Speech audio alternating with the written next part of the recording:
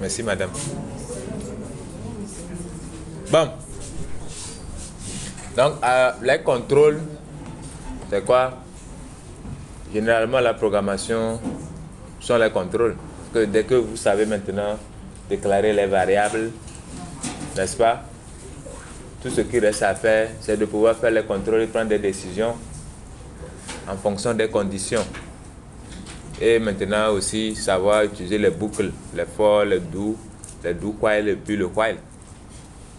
C'est ça, non? C'est tout. Sinon, à part ça, je ne vois pas ce qui est compliqué dans la programmation. Si vous savez bien écrire vos algorithmes, et avec les algorithmes, vous prenez les conditions pour dire si tel fait ça, toi tu as quoi? Tu as quoi? C'est ce que vous avez dit là. Ça, tu l'as fait. Ah bon? Qu'est-ce que j'ai dit? C'est comme si j'ai jamais entendu ça. Tu n'as jamais entendu l'algorithme?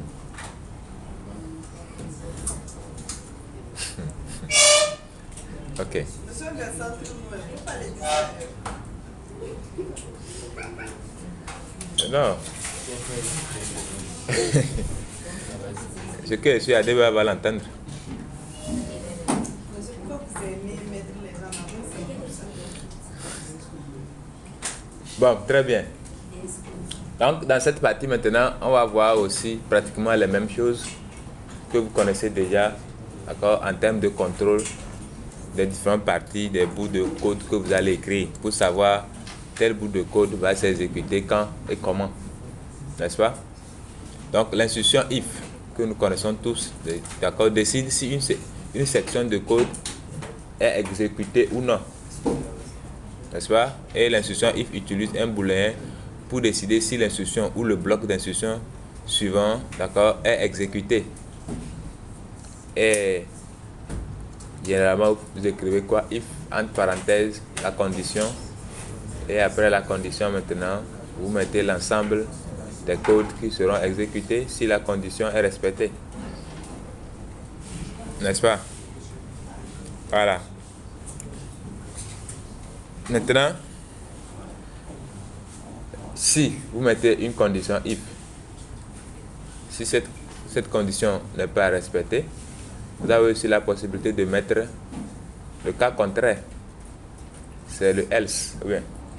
Donc, if, entre parenthèses, j'ai plus de 18 ans, c'est-à-dire l'âge est supérieur à 18, alors je suis majeur. Else, ça dit autre chose, là je suis mineur. N'est-ce pas?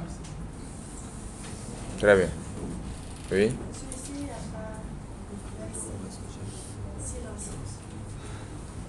Il y en a, plus le monde ne parle pas de else if. Je suis en train de parler de if else.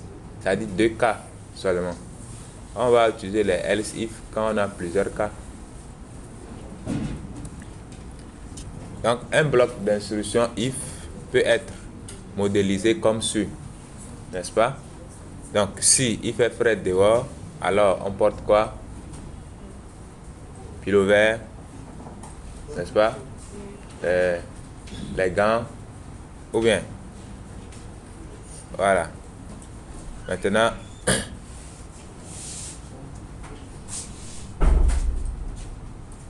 j'espère que tu as bien regardé maintenant. Très bien. Maintenant, en termes clairs, ça veut dire que le programme essaie de regarder, se pose la question, est-ce qu'il fait frais dehors? Si c'est oui, alors le programme va exécuter tout ce qui est dans les accolades. Si c'est non, alors le programme se poursuit, c'est-à-dire saute la partie qui est entre les accolades. Ou bien? Ok. Donc, notez bien la présence des accolades. Notez bien la présence des accolades. Oui.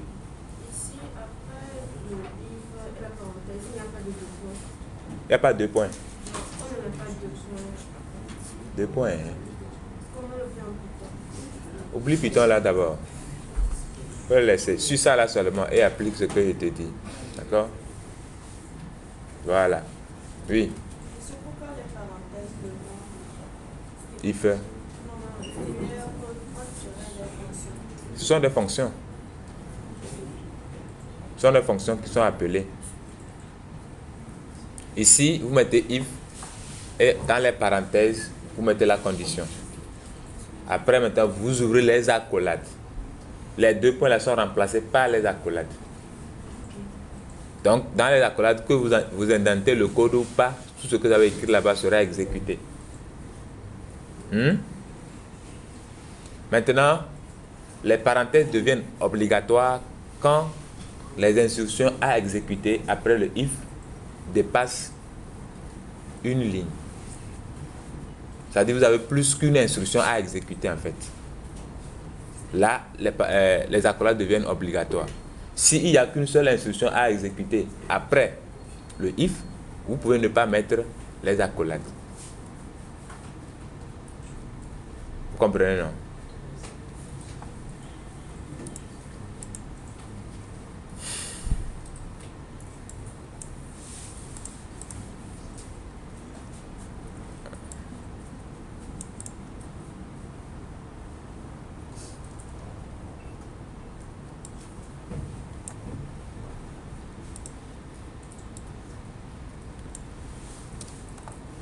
Voilà.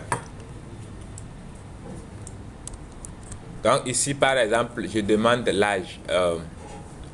N'est-ce pas? On va dire if âge supérieur ou égal à 18. Là, je n'ai qu'une seule instruction à exécuter. Là, je ne suis pas obligé de mettre les accolades. Mais vous pouvez mettre. D'accord? Ça marche.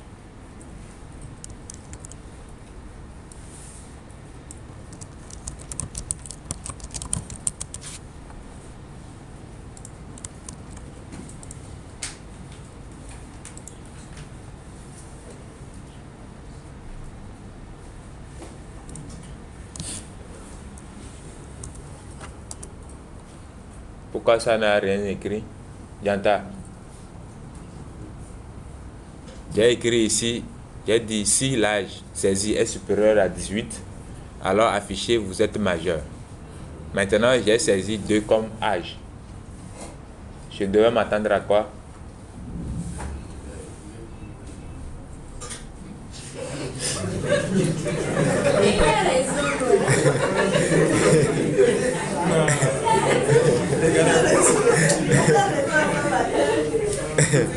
Oui, je sais que si je rentre 2 comme âge, 2 ans comme âge, je suis mineur. On est d'accord.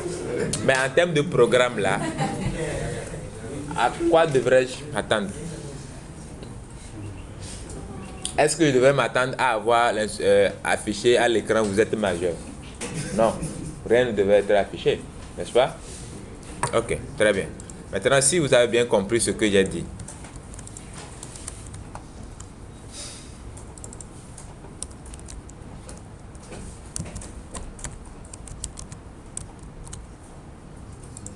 maintenant, si je rentre 2 encore, qu'est-ce que ça va m'afficher?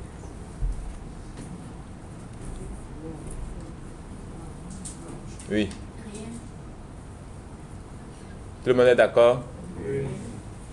Non, ça va m'afficher, vous êtes mineur.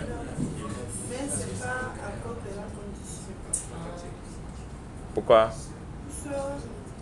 Vous avez demandé à ce qu'on affiche ça. À ce qu'on affiche ça. Parce que le vous êtes mineur n'est pas dans C'est pas dans le livre.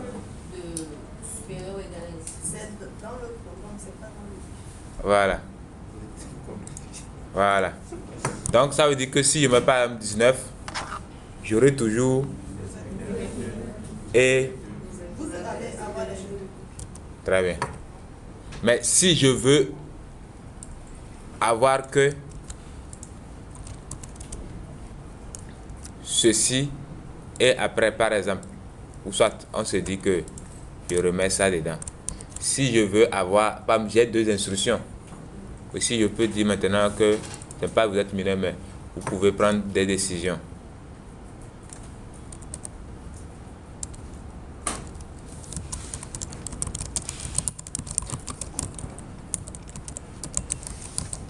Par exemple. Là, j'ai plus qu'une instruction à exécuter. Là, j'ai besoin des accolades. Comme ça, l'âge entré, d'accord, si l'âge entré est supérieur à 18, supérieur ou égal à 18, là, les deux instructions là seront exécutées. Maintenant, si je mets else, d'accord, là, on va mettre là-bas, vous êtes mineur.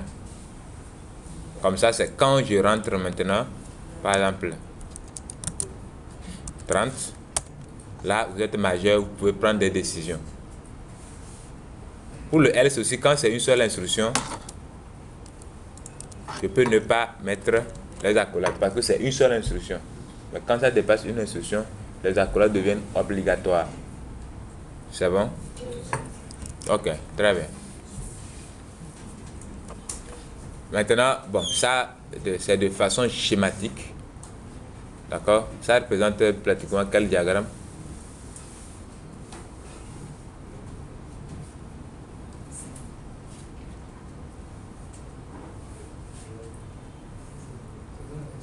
Ça représente quel diagramme?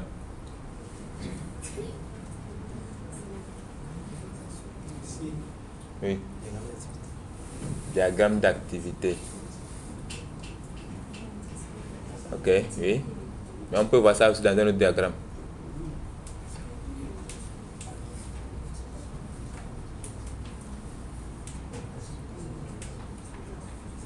Après le diagramme d'activité, on a quel diagramme?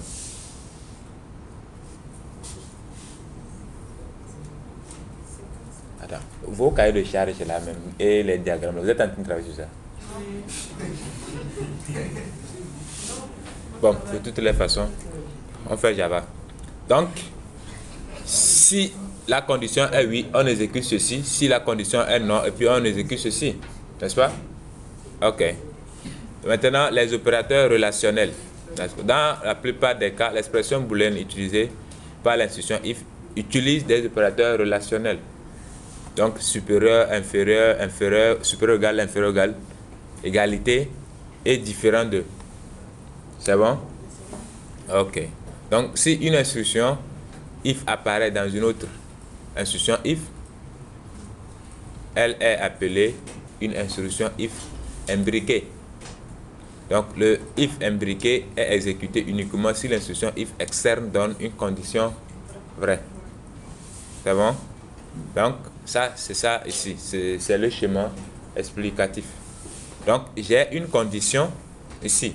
Est-ce qu'il fait frais dehors? Sinon, portez, je sais pas, short, je sais pas, ce que vous voulez. Vous pouvez sortir même en caleçon parce qu'il fait chaud. C'est bon? Maintenant, est-ce qu'il fait frais? Si oui, est-ce qu'il neige ou pas? Vous comprenez? Voilà. Donc, il faut que la première condition soit vérifiée avant d'aller vérifier s'il neige ou pas. Donc, ça, c'est le if imbriqué qui est à l'intérieur, ça. Donc, depuis ici, s'il ne fait pas frais, c'est pas la peine d'aller vérifier s'il neige. Ou bien il peut faire frais, il peut ne pas faire frais, mais il neige. Est-ce que c'est possible? Voilà. Donc, c'est la même chose ici, mais en termes Java. D'accord? Donc, if il fait frais dehors, vérifier est-ce qu'il neige. Sinon, voilà. Maintenant, s'il neige, voilà les conditions ou bien ce qu'il faut porter. Après, sinon, voilà. S'il ne fait pas frais dehors, alors c'est directement ce else qui est exécuté. Donc, c'est en ce sens, moi, je dis, la programmation, c'est le contrôle comme ça. À part ça, il ne va pas ce qui est compliqué. Hein? Il n'y a rien de compliqué dedans. Il n'y a rien. Donc, l'instruction if, else. If, else, if. Voilà, ce dont tu parlais.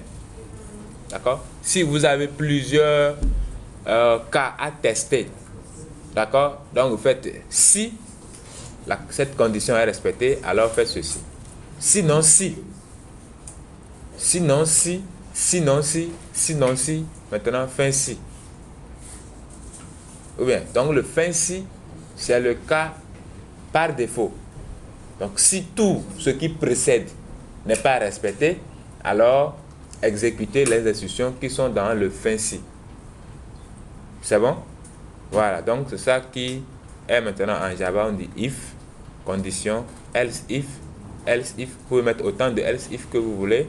Et après maintenant, la condition part de vous mettez else.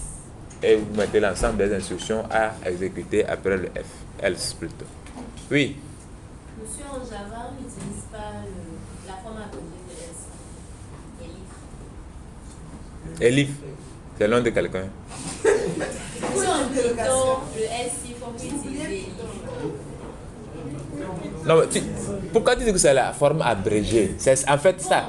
Parce que, bon, on nous a expliqué que c'est else if. Mais bon. Mais ça. Mais est-ce que vous pouvez utiliser else if normalement? On ne peut pas. Si tu pouvais utiliser else if normalement, là c'est logique que tu dises que non, je vais aller vite, donc j'écris elif, la forme abrégée. Mais Python a choisi d'écrire elif, ce n'est pas une forme abrégée, c'est elif. Et c'est ce qu'ils ont écrit ça. C'est bon? Ok. Donc, Java fournit deux opérateurs logiques binaires. Le et, il n'y a pas end ici. Et, donc pour avoir le et, vous mettez deux esperliotes. Deux et logique. Ou bien deux et commercial, le et commercial. L'esperluette. Oui.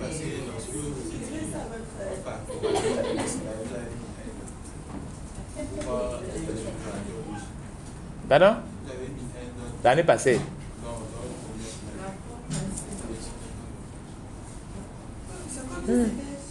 C'est sûr. Même le PHP, c'est l'expérience que j'utilise. Maintenant, c'est PHP combien? PHP 7 ou bien 8? 7.9. Ok. Maintenant, le OU, c'est les deux barres de 6 là. C'est le OU, ça. Utilisé pour combiner des expressions booléennes. Donc, Java fournit également un opérateur logique unaire, point d'exclamation, pour inverser la vérité d'une expression booléenne. Le non A entraîne B, non A entraîne non B. Bon, ce n'est pas non A qui entraîne non A. Quand on dit A entraîne B, c'est non B qui entraîne non A. Oui.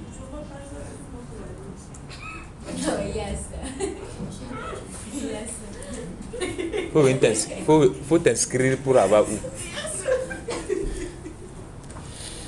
Donc, l'opérateur, quand vous voyez 2 et là, ça veut dire end. C'est bon?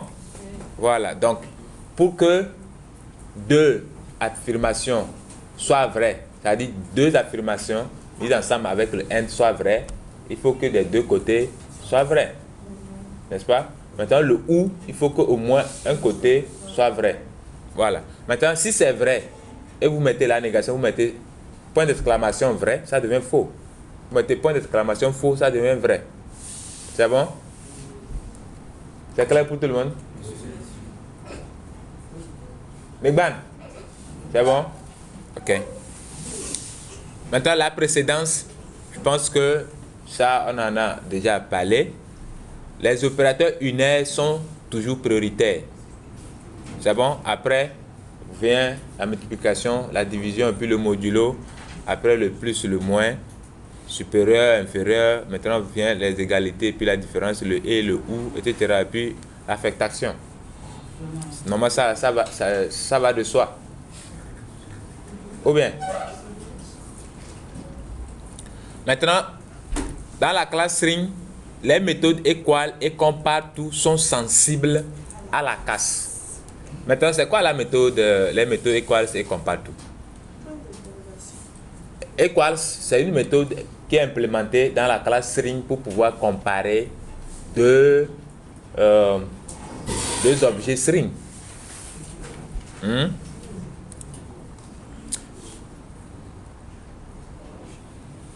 Bon. On va effacer tout ça, nyama là.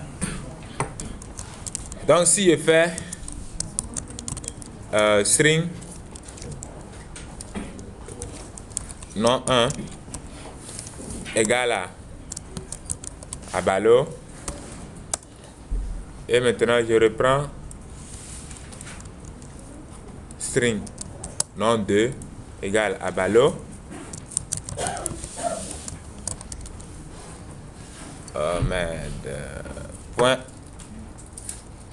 Je suis. Il y a quoi? Ça va s'éteindre. Pourquoi ça va s'éteindre?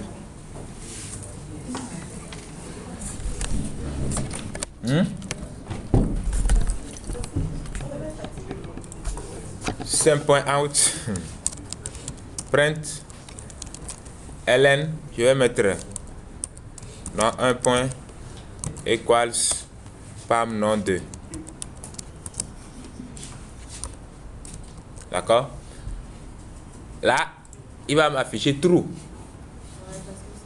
Parce que les deux chaînes sont égales. C'est bon? Mais si je change ce A par petit a, là, ça va me dire false. C'est pourquoi on dit ça respecte la casse. Hein? Maintenant, si je ramène ça comme ça, et je ne mets pas new string, qu'est-ce qui va se passer? Vu ce qu'on a eu à dire à propos de la chaîne ou bien de type de données string, ça va afficher false ou bien true. Qui sont ceux qui disent false?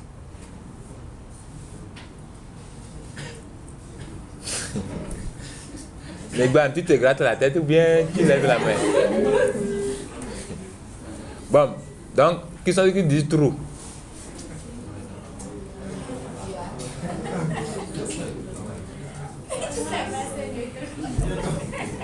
Si vous n'êtes ni chaud ni froid, on va vous cracher. On n'est pas dans la Bible. Ok, ça va afficher true. Maintenant, pourquoi ça affiche true? Je vous ai expliqué. La classe string, c'est une classe spéciale. D'accord? C'est une classe spéciale qui marche comme un type de données. En temps normal, quand c'est un objet, comme c'est une classe normale, quand c'est un objet, quand vous créez deux objets différents, forcément ces deux objets-là sont différents. Vous comprenez? Forcément ces deux objets sont différents. Du coup, quand ces deux objets ne peuvent pas être égaux, n'est-ce pas? Voilà. Mais quand il s'agit de la classe string, vous avez le choix de créer un objet en n'utilisant pas le mot-clé new, comme je l'ai fait ici, ou en utilisant le mot-clé new. Ça donne la même chose.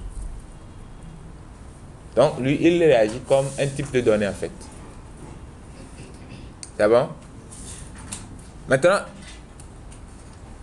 la méthode equals, quand vous-même, vous avez une classe, vous pouvez redéfinir votre propre méthode equals et dire quand est-ce que un objet de cette classe peut être considéré comme égal à un autre objet de la même classe. C'est une méthode qui existe. Nous-mêmes, on peut réimplémenter ça, on peut redéfinir cette méthode-là. Vous comprenez? Tout à l'heure, si je veux, par exemple, que quand je crée les objets de la classe principale que j'ai mis ici, je vais ajouter par exemple un attribut, c'est pas nom ou bien âge, et je crée un constructeur sur la classe. Donc, je peux redéfinir cette méthode equals et dire si quelqu'un crée un objet avec les mêmes valeurs pour l'attribut âge par exemple, alors retourner true pour la méthode equals. Vous comprenez, non? Ça bug déjà. Hein? Par cette classe, je n'ai pas d'attribut. Imaginez, j'ajoute par exemple juste int âge. D'accord? Comme attribut de classe.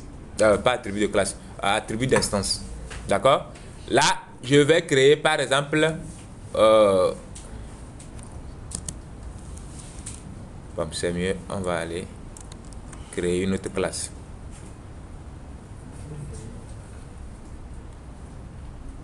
Pour ne pas mélanger les gens. Bon, j'espère que ça va pas vous mélanger. Donc, je crée la classe personne, par exemple. D'accord?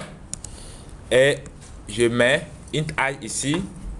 Et maintenant, je crée le constructeur. D'accord? Donc, une fois que j'ai le constructeur maintenant, je fais public booléen equals. C'est bon? Je vais lui passer une personne P. Pardon?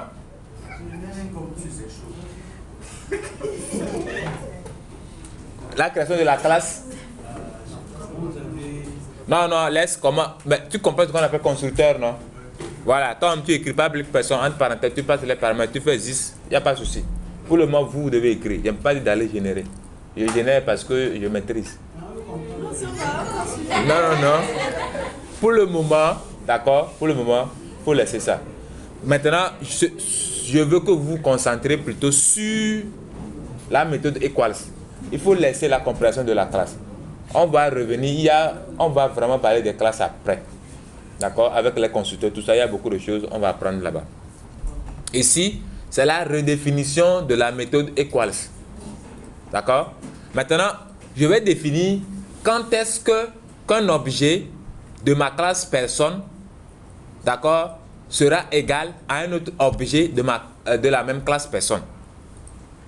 Parce que ce que nous on a ici, en trou là, c'est une méthode qui a été définie de sorte que si le contenu, d'accord, des deux objets de la classe string sont les mêmes, alors retourne true. Maintenant, moi, je vais définir, d'accord, je vais redéfinir la méthode equals de sorte que si quelqu'un entre, d'accord, la même valeur pour l'attribut âge, alors retourne true pour dire que ces deux objets-là sont égaux. Si j'ai plusieurs attributs, je peux décider de quel attribut utiliser pour que les objets de la classe soient considérés comme égaux. D'accord? Donc, sur ce, je vais encore ajouter, par exemple, je vais plutôt mettre un double note, par exemple. D'accord? Donc, si je mets double note cela, je vais mettre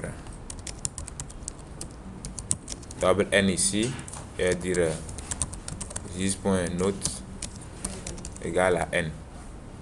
C'est bon?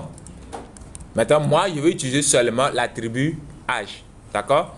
D'abord, quand quelqu'un saisit un objet, je vais juste vérifier d'abord, est-ce que cet objet qu'on est en train de passer entre parenthèses, est-ce que c'est une instance de la classe personne? Déjà, si ce n'est pas une instance de la classe personne, ce n'est pas la peine de vérifier. N'est-ce pas? Donc, pour vérifier ça, bon, ça, je pense que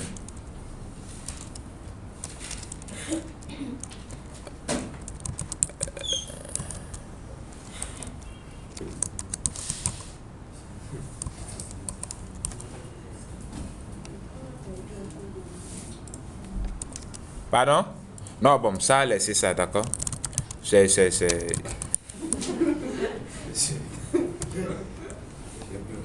Maintenant, if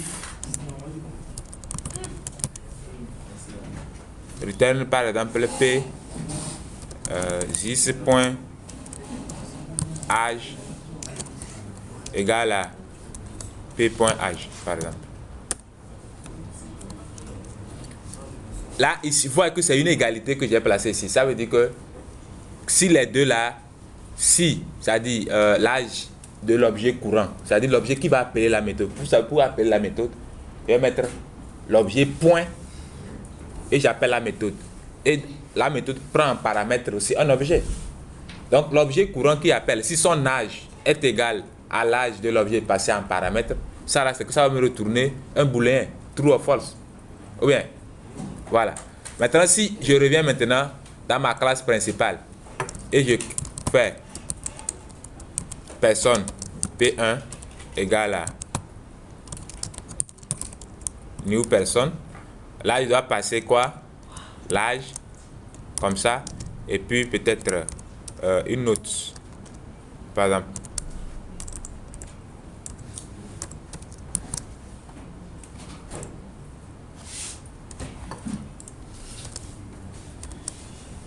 Voilà. Maintenant,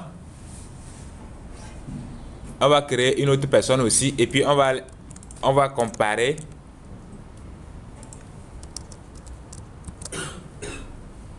Je vais mettre ici 17.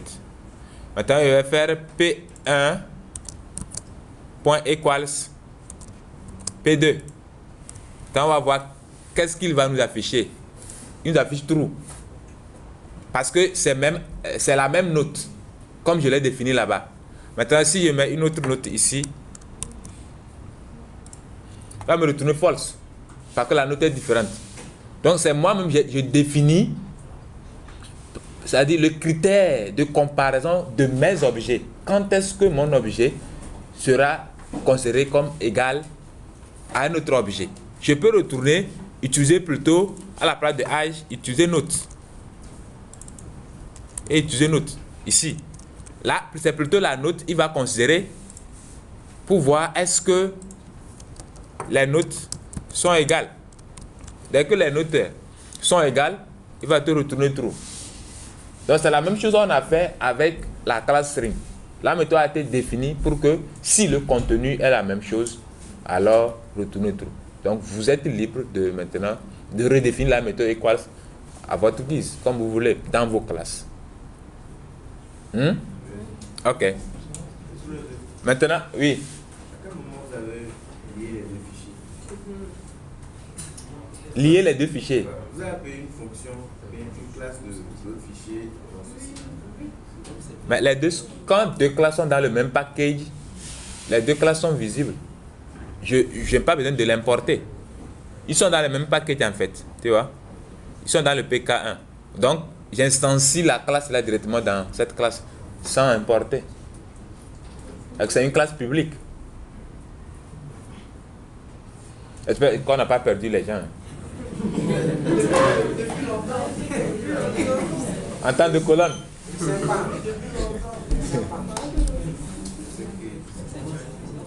le monde est avec nous. Je crois. Comment il s'appelle? Fodio G. Ça peut aller? Fodio.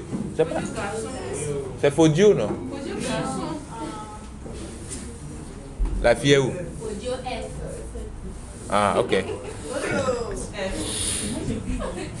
Maintenant, bon, on va terminer avec... bon, on a un retard de 7 minutes ou bien?